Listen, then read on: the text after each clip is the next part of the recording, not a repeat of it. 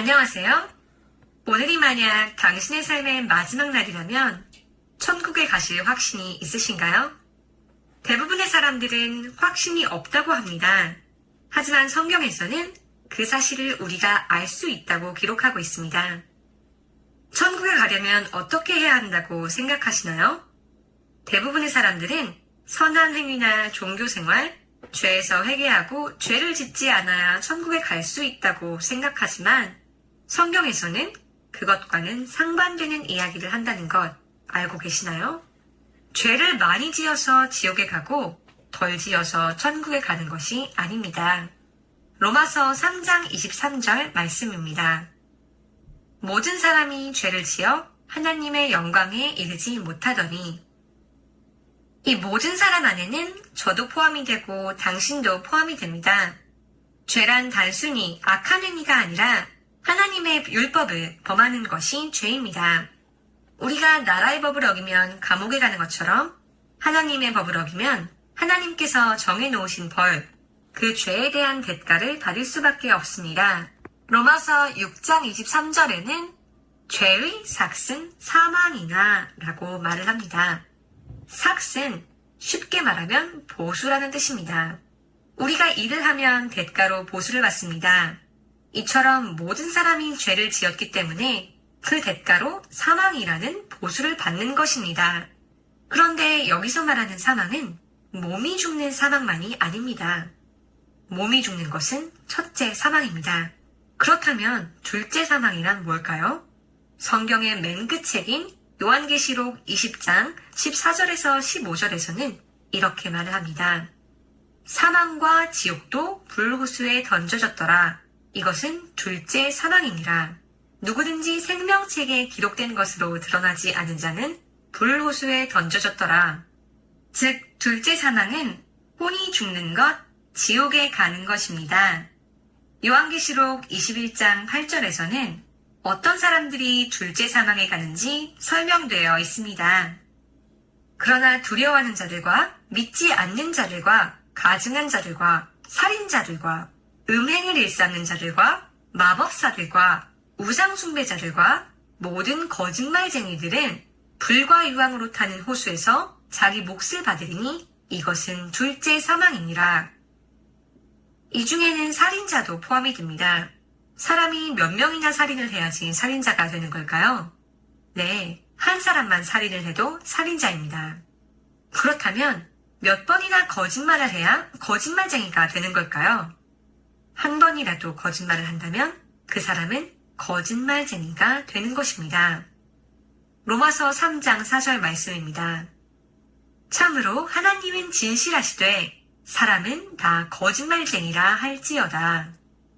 그렇다면 저와 당신을 포함한 모든 사람이 단 한 번씩만 거짓말을 했어도 둘째 사망, 곧 지옥에 갈 수밖에 없는 죄인이라는 뜻입니다. 그러나 하나님이 사랑이시다면 모두가 지옥에 가는 것을 원치 않으실 것입니다. 그래서 하나님께서는 이 문제에 대해 특별한 해결책을 만들어 놓으셨습니다. 로마서 5장 8절 말씀입니다. 우리가 아직 죄인이었을 때에 그리스도께서 우리를 위해 죽으심으로 하나님께서 우리를 향한 자신의 사랑을 당당히 제시하시느니라. 우리는 지옥에 갈 수밖에 없는 죄인이지만 우리가 지옥에 가는 것을 막으시기 위해 그리스도께서 우리를 위해 죽으셨다고 기록하고 있습니다. 여기서 말씀하시는 예수 그리스도가 누구인지 아시나요? 예수님께서는 하나님 아버지의 아들이심과 동시에 육체 안에 사람의 모습으로 오신 하나님이시기도 합니다. 디모데전서 3장 16절에는 하나님께서 육체 안에 나타나셨다고 하고 있습니다. 또 요한복음 1장 1절에서 3절과 14절 말씀도 이와 같이 예수님의 신성에 대해 기록하고 있습니다. 처음에 말씀이 계셨고 말씀이 하나님과 함께 계셨으며 말씀이 하나님이셨더라. 말씀이 육신이 되어 우리 가운데 거하심에 우리가 그분의 영광을 보니 아버지의 독생하신 분의 영광이요 은혜와 진리가 충만하더라. 이처럼 예수님께서는 하나님이셨기 때문에 죄를 모르시는 분이고 죄가 없으신 분이라고 성경은 말씀하고 있습니다. 고린도후서 5장 21절 말씀입니다.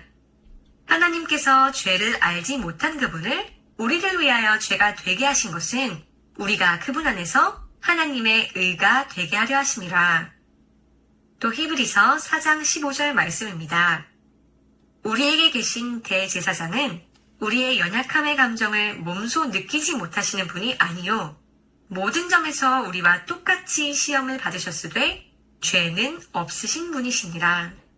예수님은 하나님이시기에 사람이 할 수 없는 수많은 기적들을 행하셨습니다. 3년 반의 짧은 공생의 기간 동안 누가복음 7장 22절에 나와 있는 것처럼 눈먼 자들을 보게 하시고 다리 저는 자들을 걷게 하시고 나병 환자들을 정결하게 하시고 귀먹은 자들을 듣게 하시고 죽은 자들을 일으키시는 등 하나님만 하실 수 있는 많은 기적들을 행하셨습니다. 예수님께서는 진리를 선포하셨기 때문에 당대의 이스라엘의 지도자들은 예수님을 적대했고 결국 누명을 씌워 사형에 처했습니다. 바로 그 당시 가장 악질의 죄수만을 처형했던 십자가형이었습니다. 베드로전서 2장 24절 말씀입니다. 친히 나무에 달려 자신의 몸으로 우리의 죄들을 지셨으니 이것은 죄들에 대하여 죽은 우리가 살아서 의에 이르게 하려 하심이라. 그분께서 채찍에 맞음으로 너희가 고침을 받았나니. 이처럼 예수님께서는 죄 없는 자신의 몸으로 돌아가신 것이 아니라 사실은 우리의 죄들, 우리가 과거에 지었던 모든 죄들과 현재 짓고 있는 모든 죄들, 또 미래에 지을 모든 죄들을 다 지시고 돌아가셨습니다. 돌아가신 다음에는 그분의 몸은 밤낮으로 사흘 동안 무덤에 있었습니다. 그렇다면 그분의 혼은 어디로 가셨을까요? 저희의 죄의 삭은 몸이 죽는 첫째 사망뿐만 아니라 혼이 죽는 둘째 사망입니다. 만약 예수님께서 우리의 죄의 삭을 대신하셨다면 십자가의 육체적 죽음뿐만 아니라 지옥에서의 둘째 사망까지 대신하셔야만 하는 것입니다. 예수님께서도 자신의 죽음에 대해 그의 혼이 땅의 심장부, 즉 지옥에 사흘 동안 있게 되리라는 것을 예언하셨습니다. 마태복음 12장 40절 말씀입니다. 요나가 밤낮으로 사흘 동안 고래 뱃속에 있었던 것 같이 사람의 아들도 밤낮으로 사흘 동안 땅의 심장부에 있으리라. 또 사도 베드로도 예수님께서 부활하실 때 그의 혼이 지옥을 떠났다고 기록하고 있습니다. 사도행전 2장 31절 말씀입니다. 또 이것을 미리 보았으므로 그리스도의 부활에 대하여 말하기를 그의 혼이 지옥에 남겨지지 아니하였고 그의 육체도 썩음을 보지 아니하였느니라 하였느니라. 그렇다면 사흘이 지난 후에는 무슨 일이 벌어졌을까요? 고린도전서 15장 3절 말씀입니다. 그것은 곧 성경 기록대로 그리스도께서 우리의 죄들로 인하여 죽으시고 묻히셨다가 성경 기록대로 셋째 날에 다시 살아나시고, 이 구절처럼 예수님께서 만약 셋째 날에 다시 살아나시지 않았다면 아직도 지옥에서 저희의 죄의 삭을 지불하고 계신다는 뜻이 됩니다. 즉 이것은 우리가 아직 하나님께 갚을 빚이 남아있다는 것을 뜻합니다. 그러나 부활하셨다는 것은 죄의 삭의 지불을 다 끝내셨다는 것을 의미합니다. 그렇다면 전 인류의 삭을 지불하셨을까요? 아니면 특정한 사람들만을 위해 지불하셨을까요? 네, 그것은 모든 사람을 위한 것이었습니다. 그러나 모든 사람이 천국에 갈까요? 그건 아닙니다. 그렇다면 무슨 차이로 어떤 사람은 천국에 가고 어떤 사람은 지옥에 가는 걸까요? 성경은 단 하나의 차이가 있다고 합니다. 요한복음 3장 36절 말씀입니다.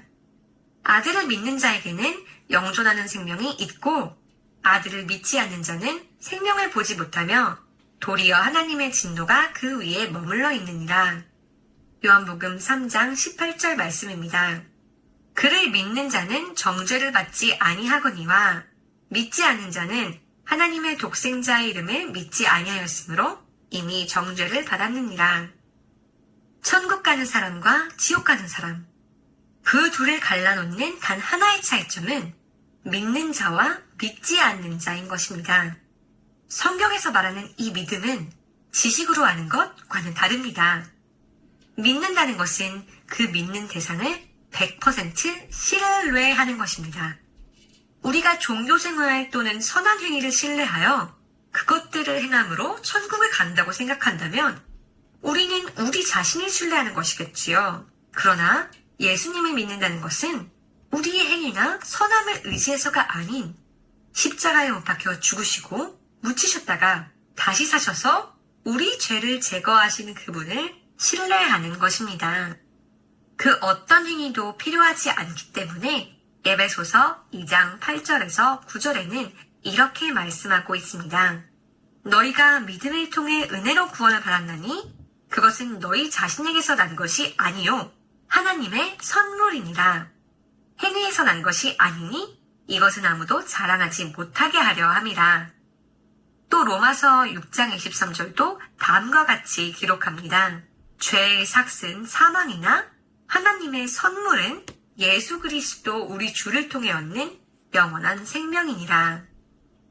어떤 사람이 당신께 만약 5만원짜리 성경책을 선물로 드리면서 5천원만 주세요 한다고 하면 그것이 헐값이라고 해도 선물이 아닙니다. 만약 그가 그 성경책을 드리면서 대가로 심부름을 부탁한다고 해도 그것은 당신이 그 심부름을 한 대가, 삭을 받는 것이기에 선물이 될 수 없습니다. 그렇다면 만약에 그 사람이 이 성경책은 영원히 당신의 소유인 것을 약속하며 드린다고 가정합시다. 몇 년 후에 성경책에 먼지가 뽀얗게 쌓여 있다고 해서 그 사람이 실망하여 다시 가져간다면 어떻게 될까요? 그분이 무슨 이유로든지 드린 것을 다시 가져간다면 그 성경책은 그 사람이 처음에 약속했던 대로 영원히 당신의 것이 아니었으니 그 사람은 거짓말쟁이가 되는 것입니다.